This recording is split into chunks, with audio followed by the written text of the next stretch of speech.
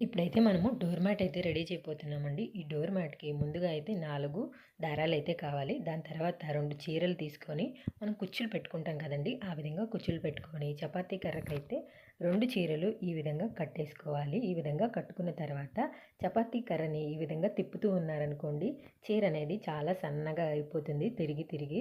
దాని తర్వాత చుట్టుకోవాలి చపాతీ కర్రకి ఈ చీరను మొత్తము ఈ విధంగా చుట్టుకున్న ఈ దారాన్ని జానడుగా లెక్క పెట్టుకొని మనం ముందుగా కట్ చేసుకున్న ఈ దారాలను అయితే జానడుకు ఒక దారము ఇంకొక జానకు ఒక దారం అనేది కట్టేసుకోవాలి.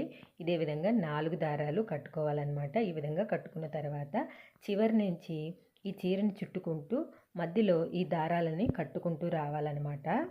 ఎలాంటి డిస్టర్బెన్స్ అయితే మీకు అనిపించదండి. చాలా ఈజీగా అనిపిస్తుందనమాట. కొంచెం కొంచెం చుట్టుకుంటూ ఈ విధంగా అయితే ముడి పెట్టేసుకోవాలి. మొత్తం ఈ విధంగా ముడి పెట్టుకున్న తర్వాత మనము చపాతీ కర్రకు కూడా చీర అనేది ముడి వేసాం కదండీ! ఆ ముడి కూడా తీసేసి ఈ డోర్ మ్యాట్‌కి అయితే కట్టేసుకోవాలి. ఎక్స్ట్రా ఉన్న దారాల్ని సిజర్ సహాయంతో కట్ చేసేసుకోవాలనమాట.